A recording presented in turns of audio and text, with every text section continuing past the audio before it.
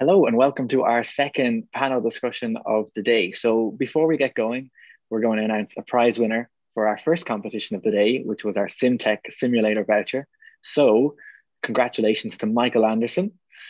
Please email info@iasa.aero to claim your prize. So without further ado, we have our second panel discussion of the day. This discussion will be on the topic of drones and the future of drones.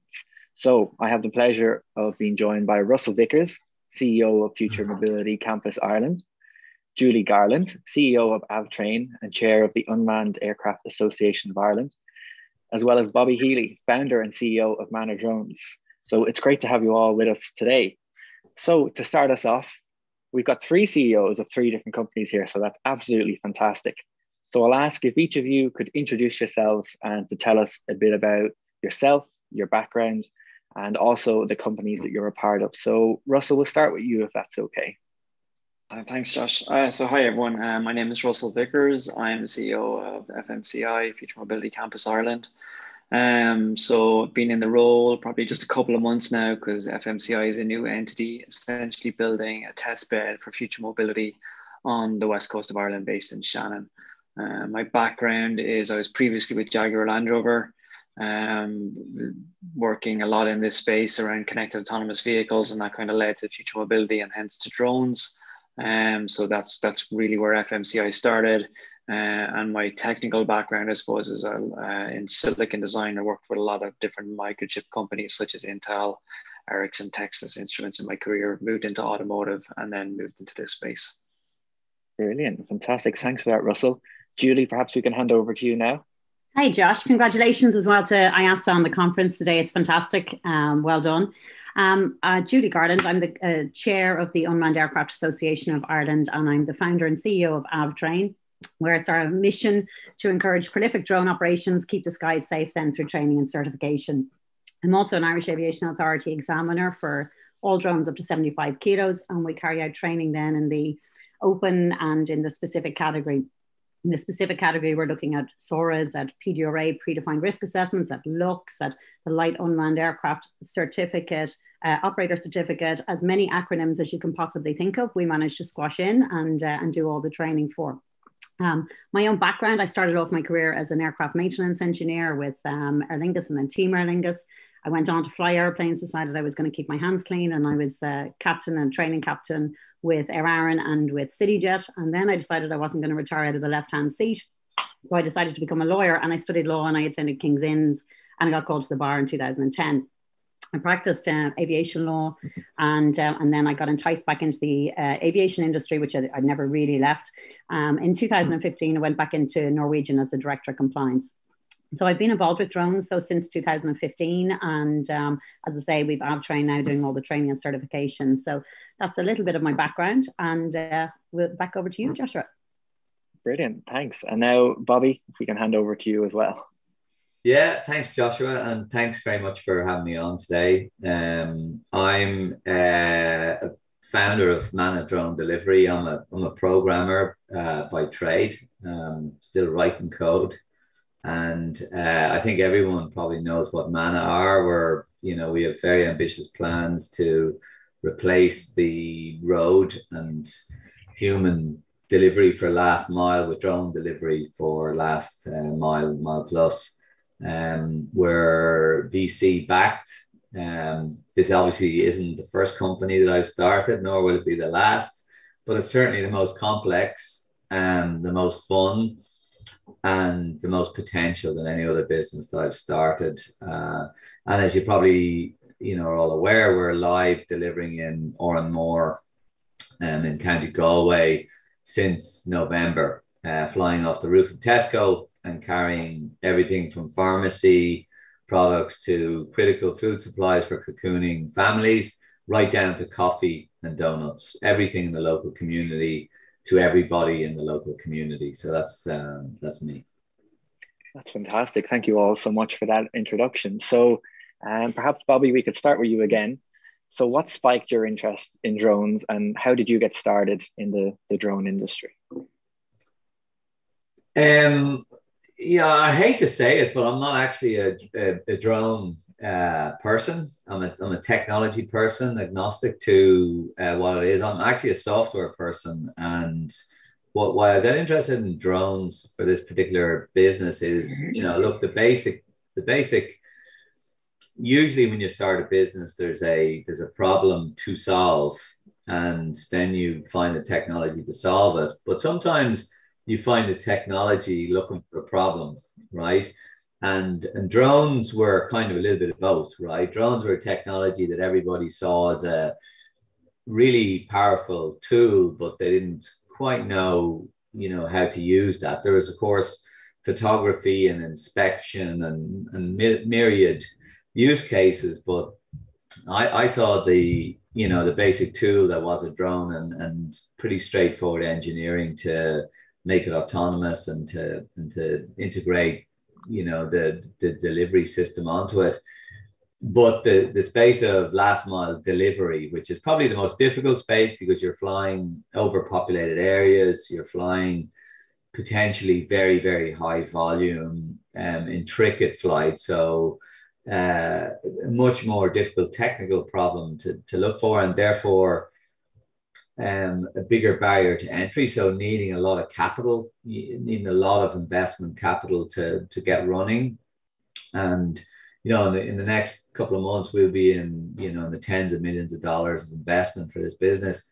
And that's attractive because that means that it's super, hard for anyone to compete with you. But then the space that, like drones and last mile, this is today a $250 billion business today, and the business of delivery. So it will grow to a multi-trillion-dollar business if you can improve it and transform it. And I really believe that drones can do that. I think they can save lives by taking delivery cyclists and drivers off the road. They're more efficient. They're green. They produce no CO2. They're private. We record no customer data. They're secure and they're safe. So everything about it is better for the consumer and better for the environment and better for the community. And then the trick is really technically, can you actually produce it at scale such that it has positive unit economics? So why am I interested in it? Because it's super difficult. And that means it's very few people are going to succeed at it. And that makes it attractive for me, I think. That's brilliant. That's a really interesting points you've made about the drone technology looking for problems. And I'm sure as the years go by, there'll be more and more problems that drones will be able to be utilized for to solve them. Russell, maybe we can jump over to you and what has spiked your interest in autonomous vehicles and drones as well, and how you've got involved in FMCI. Yeah, I'm probably the drone novice of the group here. I suppose where we were coming at this was looking at it from purely around the areas of connected and autonomy, and mostly from my previous role that was focused on road and vehicles on the road. But when you kind of break it down to the problems you're trying to solve, I suppose from a technology point of view, there's a lot of overlaps between where you're trying to solve autonomy on the road or solve it in the air, the sensors you need to use, the software algorithms, et cetera, et cetera. So that's kind of where it made a natural looking at drones and looking at air made sense for what we were doing with FMCI. So FMCI is a test bed that essentially allows different companies to bring products to market by using that infrastructure to test that. So whether it's the smart city infrastructure that we have on the road or the use of the airspace, that's essentially why we're here. So there was so much overlap between on the technology areas, and you've got to look at this in a really holistic way. How do you get to do the last mile and all the miles in between, I suppose, and all the bits and pieces that tie all that together. So that's the idea of the test bed, is to look at that, I suppose, holistically, and that's kind of where we got into this. Also, we have a lot of natural resources in the area where we're based. We're right beside Shannon Airport.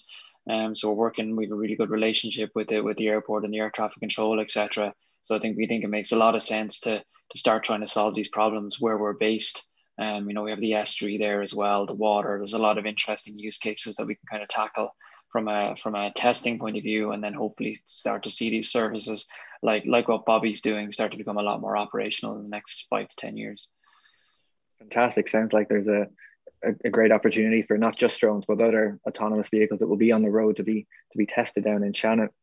And Julie, finally with you, obviously you've had a background in engineering, piloting, law, and now drones. So what helped make you make that transition over to drones, and what got you interested in them in the first place? Yeah, I think it was a natural transition, really. If you even just from my own background, like if you take the technical with the operational experience in both manned and unmanned aircraft, and then the legal part of it, as Bobby said, it is a complex environment. It's very difficult, and it's a really complex environment that we're living in when we're going to operate drones, particularly on the regulatory side. So I think it was a natural progression, having the technical and the operational experience, coupled then with the legal side of it. So I got involved in drones back in 2015, and I was in discussion with the Irish Aviation Authority because they started seeing an increase in the amount of drones that were in our skies. And they really wanted to, rather than, try and suppress this, they really wanted to encourage it because they saw it as a growth industry, and the Aviation Authority here have always been very progressive. They saw it as an opportunity rather than trying to suppress it. So I'd been talking to them. I was involved in flight training at the time as well out in Weston Airport and at the National Flight Centre. And we were discussing how to set up an environment where people could grow and could fly drones. But it did require some kind of licensing and certification and some kind of improving the standards, measurement of standards, and then improving on those standards. So we also set up the Unmanned Aircraft Association as well back in 2015 with the full support of the Irish Aviation Authority. And we've been growing that ever since. We've over 500 members now that we support around the country. And we're a lobbying body for drone pilots and operators now, not only just in Ireland, but also in Europe. So I think it was really a natural progression for me to get involved in drones. It's such an innovative industry. It's constantly progressing. You just see every single day there's more news. I think Bobby's done a tremendous amount over the last 2 years with the normalizing of drone operations. And then when you look at what FMCI is doing in Shannon, it's really bringing it on to the next level. Big drones, large drones. I know we're going to talk about later about cargo deliveries, but actually starting to look into those realms where we're looking at cross-jurisdictional operations. So it's just such an exciting industry. How could you not be involved? For sure. And then maybe Bobby, we'll move to you next. So obviously Julie has touched on different things such as regulation in the early days, which are barriers and obviously entry into the drone industry. So what are the challenges that are being faced today at the moment for drones in the drone industry? Is it regulation? Is it technology? What sort of things are hard to overcome, but you're hoping to overcome in the next few years? On a practical level, a company like us, the success or not of a company like us or a sector like us is down to the willingness of the market regulator to support your trials and what you want to do. And we're very, very lucky to be in Ireland. Weather aside, of course, the IAA are a very progressive regulator, so they're all ears, wanting to learn themselves, but also, operate at a pace of decision making and learning that suits the mad space that we're in. And if I were to compare what we have as a company in Ireland to what we would have as a company in the United States, we're years ahead of progress. Like literally, Man are doing more than anyone in the USA is doing today. Even Alphabet with their drone delivery program, and it's not because we're smarter or because we have more money or any of that stuff. It's because we have a partnership with the IAA that lets us, try things safely and move forward. At I won't call it commercial pace, but I would say at a pace that's proportionate to, the opportunity and the risks, right? And that is, I would say, between Ireland and Switzerland, and possibly Australia, we're in the best country in the world to move forward. So that works really well.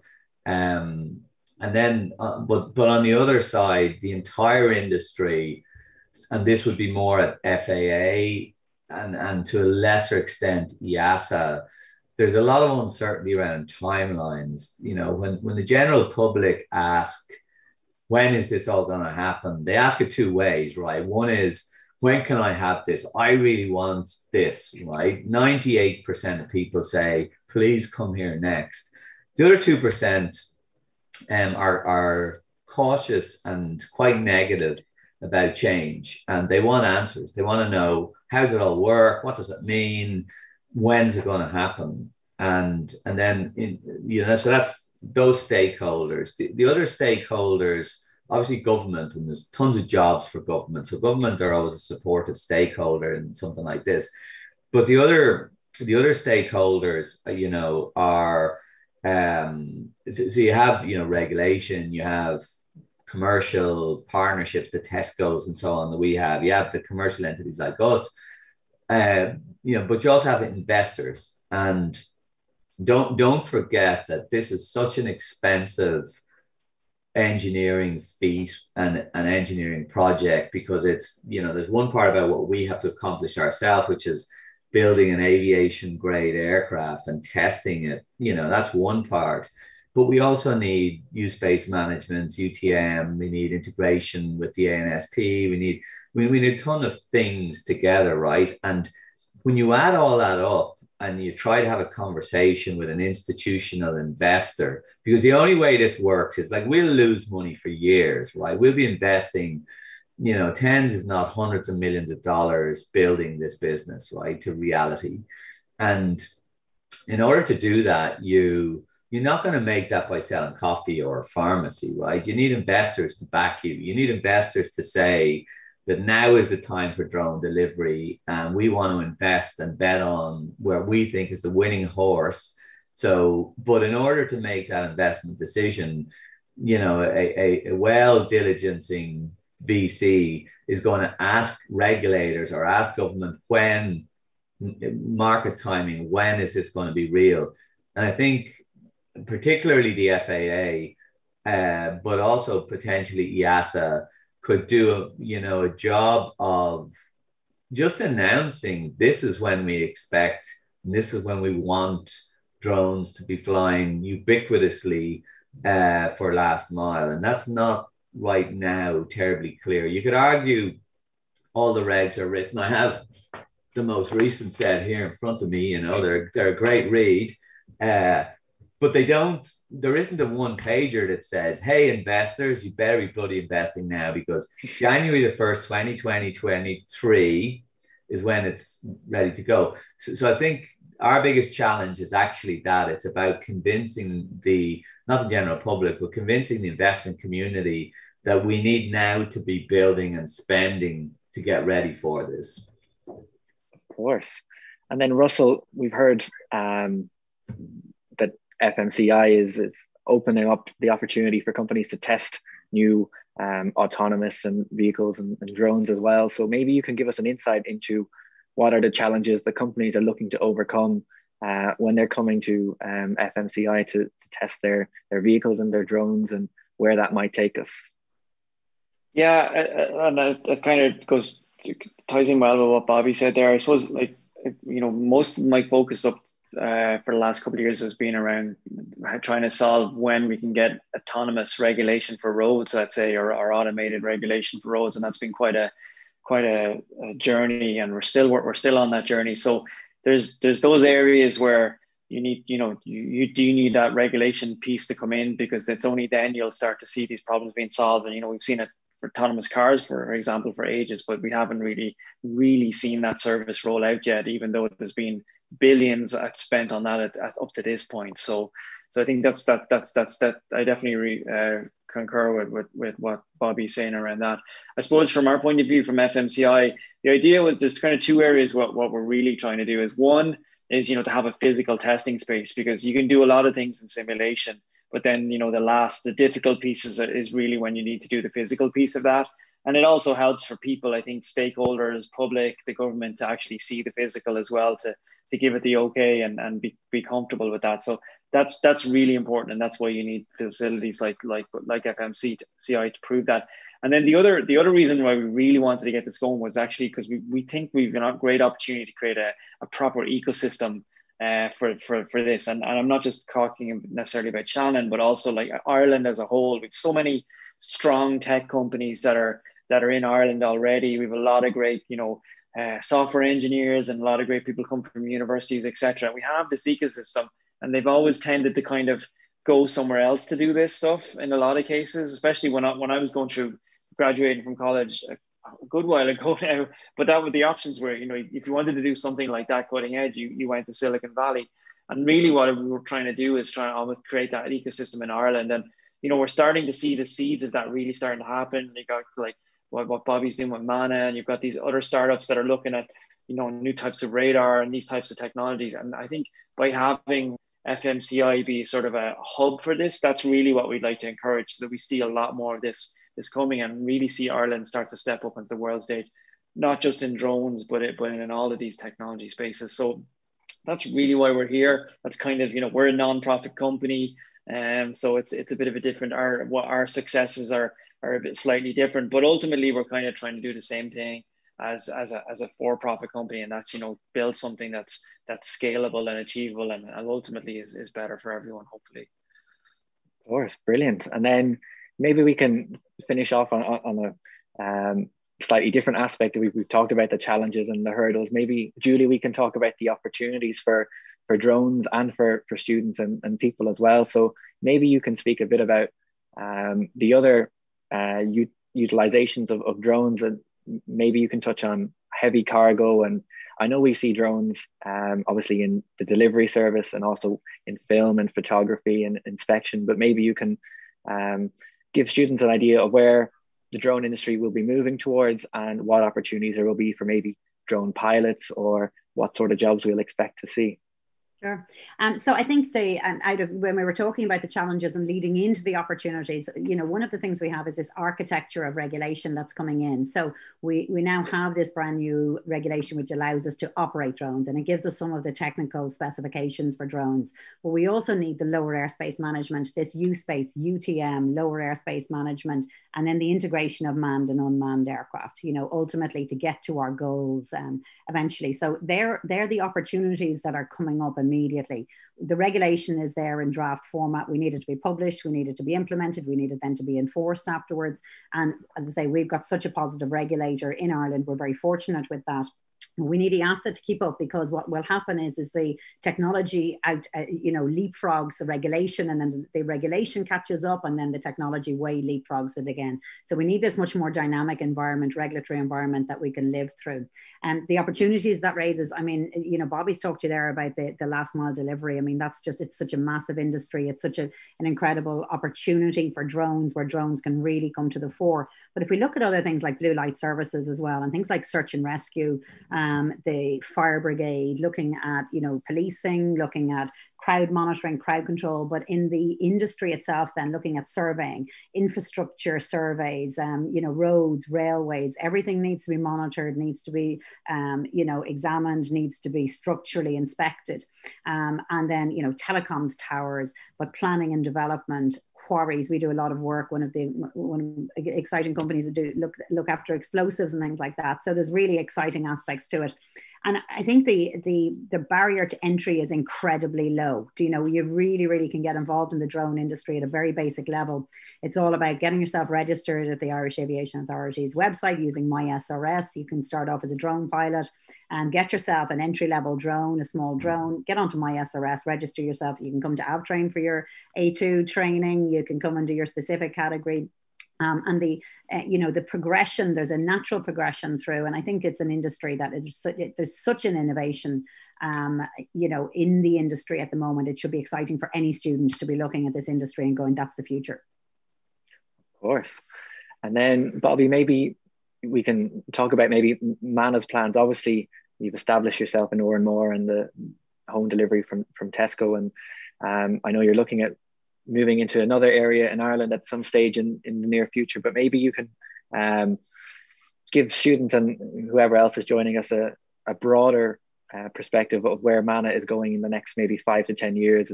Is it going to go European wide or even further afield? What are your plans? Yeah, so we are looking at our next Irish town, which would be a good bit bigger than Oranmore. So Oranmore is about 9,000 people over about 2,500 homes.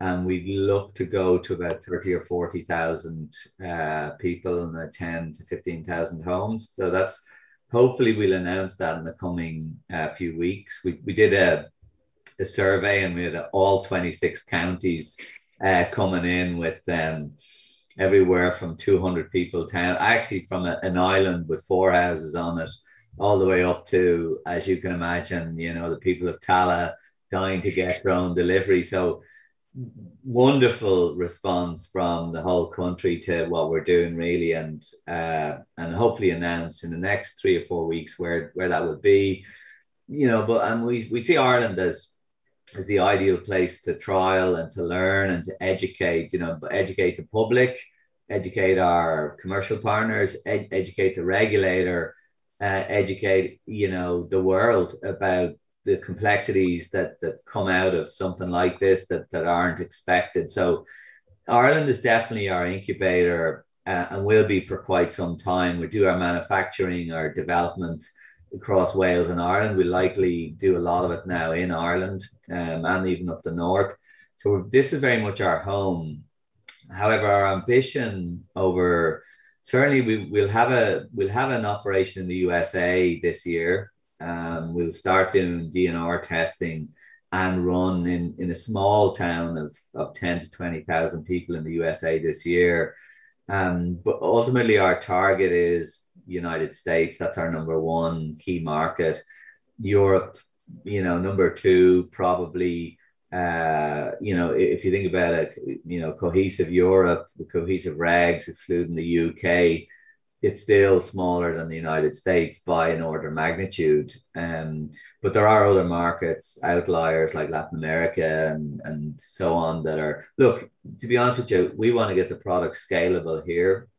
We want to get all of the issues solved. We want to get scale manufacturing. We want to build the aircraft manufacturer. We want to build the airline and get it all perfect right here, you know, out of Dundrum, out of UCD, Galway, where we are in the middle of the bog in the West Coast where we do our testing. We want to get it all perfect here.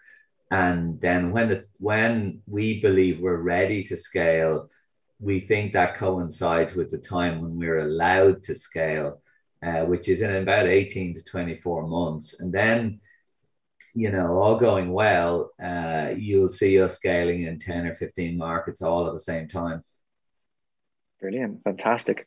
Look, guys, unfortunately, we're out of time, but thank you so much for fascinating and exciting discussion on the future of drones. Thank you to Bobby, thank you to Julie, and thank you to Russell, all for joining us here today. We're going to take a short break now, and we'll be back at 1 o'clock for our third panel discussion of the day, which will be on aviation finance. So thanks, everybody, again. Thank you. Thanks, well done. Bye.